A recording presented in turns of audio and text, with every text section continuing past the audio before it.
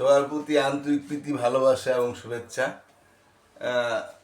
আশা করি তোমরা ভালো আছো, ভালো থাকো সেই কামনাই করি। আমি তো এখন চিন্তা করছি যে নীতিমতি পাঠ দিম, কারণ কালকে প্রথম শ্রেণীর যেই পাঠটি দিয়েছিলাম খুব কম মানুষে দেখেছো। পাঠটি দেখে নিও, তোমাদের আমার ভালো হবে আর কি। আমি কালকে সর্বশেষ যুগের ধারণা দিচ্ছি, ওই যুগের ধারণা জানার পর আর তোমাদের যুগ সমস্যা নেই। আর যারা অভিভাবকরা যারা দেখছেন তাদেরকে একটু বুঝিয়ে বলছি, দেখেন আপনারা যদি পাঠটা লগে লগে দেখেন তাহলে আপনার সাথে সাথে একটু সহযোগিতা করতে পারবেন। স্কুলে কিন্তু আপনি ভিতরে ঢুকতে পারেন না, শিক্ষক কি বুঝালো না বুঝালো ওটা আপনারা তো খেয়াল করতে পারেন না, এবং সাথে সাথে বোঝানোর কোনো সুযোগ নেই। আর আমার পাঠটা যদি দেখেন আপনারা বাড়িতে বসে ছেলে মেয়েদেরকে বুঝাইতে, আমার সাথে সাথে আপনারা বাট্টু ধুরায় বুঝাই দিতে পারবেন, তাতে আপনারা একবার না 5-বার ওটাই না দেখতে পারবেন। এই যে একটা সুবিধা, এই সুবিধার কারণে আপনার বাচ্চারা অবশ্যই দক্ষ হতে পারবে।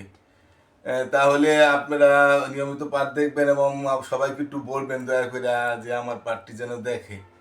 আশা করি আপনাদের বাচ্চাদের অনেক উপকার হবে। ধন্যবাদ। আর আপনার চ্যানেলটা অবশ্যই একটু সাবস্ক্রাইব করবেন।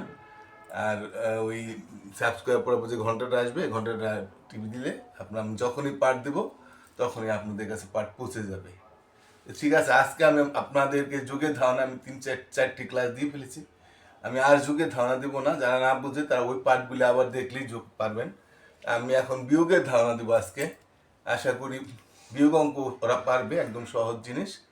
অঙ্ক কোনো কঠিন সাবজেক্ট নয়। আমি আবার বলছি, সংখ্যা প্রতীক যদি জানা থাকে আপনার 1 থেকে 100 পর্যন্ত, এরপরে ধাপে আর আপনার বলছি না, 1-এর জন্য সংখ্যা প্রতীক শিখলেই হবে। তবে ঠিক আছে, আমি শুরু করি বিয়োগ।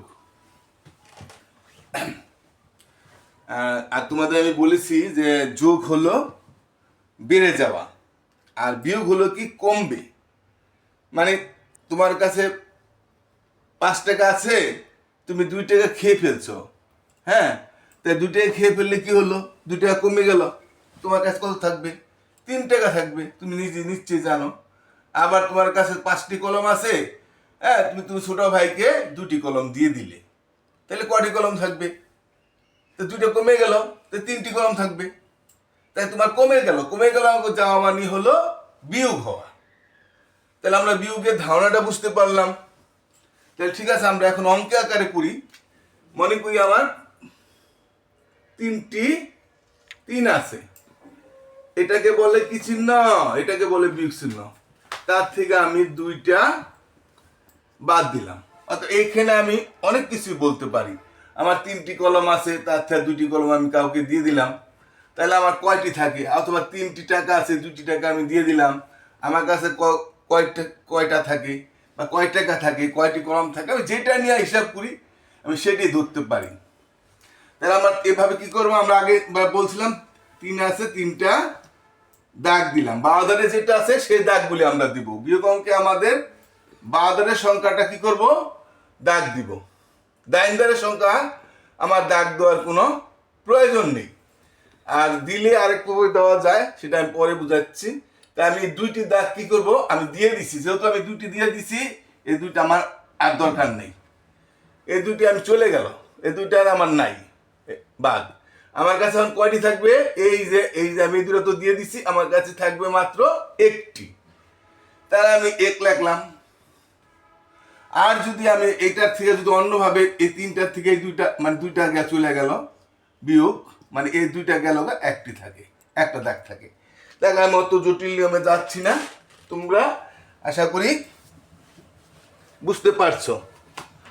যে আবার বলি, আমার এখানে কয়টা আছে? 3টি। আমি 3টি দাগ দিলাম, তার থেকে আমি 2টি বাদ দিলাম, থাকে কত?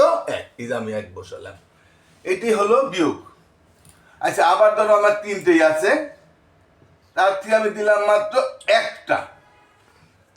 তা 3টা, আবার 3টা দাগ দেই, 2, 3, তার থেকে আমি মাত্র 1টি দিছি, সেটা আমার কলম হতে পারে।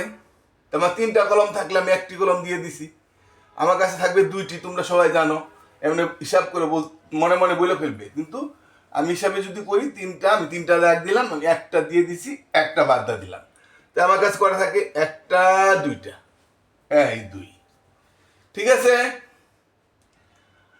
আমি যদি আমার কাছে 2টি থাকতো তার থেকে আমি 1টি দিয়ে দিতাম, তাতে আরো সহজ। 2টা, তার থেকে আমি 1টা দিয়ে দিছি, থাকে কয়টা? 1টা। এই তো তোমরা বুঝে গেছো, তাই না? এখন আমি তোমাদের যদি বলি, ঠিক আছে আমি আর একটু বেশি, 3টে, এবার আমার কাছে 4টি আছে।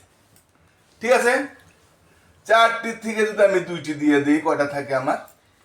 4টি ছিল, 1 2 3 4, 4টির থেকে আমি 2টি দিয়ে দিলাম, তাহলে কয়টা থাকে? 1টা 2টা, এই। এখন আমরা এটা তো দাগ দিয়ে করছি, তাই না? আমরা এই অঙ্কগুলি কিন্তু কলম দিয়া বা অন্য কোনো মার্বেল দিয়েও আমরা করতে পারি। যদি তোমরা মনে করো যে আমার দেখো আমি একটু আবার এইভাবে কলম দিয়ে বুঝাই দিই তোমাদের, তোমরা একটু খেয়াল করো। আমার কিছু কলম আছে, এখানে আমার কয়টি ছিল? 3টি। তা আমার 3টা ছিল, আমার 3টা কলম ছিল, তার থেকে আমি 2টা কলম কাউকে দিয়ে দিলাম। আমার কোথায় 2টা এখন থাকলো না, দিয়ে দিছি। তাই আমার কাছে কয়টা থাকে? 1টি। এই যে আমি 1টি লিখছি। আবার আমার কাছে 3টি কলম আছে, এবার আমি দিছি মাত্র কয়টি? 1টি দিছি, 1টা দিছি, তাই না? 1টা দিছি, তাহলে আমার কাছে কয়টা থাকে? 2টি। এই যে আমি 2 লিখলাম। তাহলে আমি যদি 2 লিখতে পারি, 1 কিভাবে লেখে, 2 কিভাবে লেখে, 3 কিভাবে লেখে, এভাবে যদি আমি সংখ্যাগুলি লিখতে পারি, তাহলে তো আমার কাছে কোনো সমস্যা নেই। আচ্ছা, এবার আমার 2টি রইলো। তাহলে আবার আমার কাছে যদি শুধু 2টি কলম থাকতো, আমি 1টি দিয়ে দিতাম, 1টি দিয়ে দিলাম, তাই কয়টা থাকতো? 1টি। তাইলে আমি 1 লিখলাম। আবার এখানে আছে আমার 4টি। যদি আমার কাছে 4টি কলম থাকতো, হ্যাঁ 4টি, 1 2 3 4, 4টার থেকে আমি যদি 2টা কলম দিয়ে দিতাম, তাহলে আমার কাছে কয়টি কলম থাকতো? 2টি কলম থাকতো। এই যে আমি 2টি লিখেছি। তেমনি ভাবে তোমাদের যে কোনো সংখ্যা দিলে নিশ্চয়ই তোমরা পারবে। আমি আজকে পাঠটা বড় করব না, তোমাদের আবার আমি আগামীকাল আবার আরেকটু বিগত ধারণা দেওয়ার চেষ্টা করব। তোমরা সবাই ভালো থাকো। হ্যাঁ, আমি আজকের মতো এখানে শেষ করছি। টাটা, সবাই ভালো থাকবে।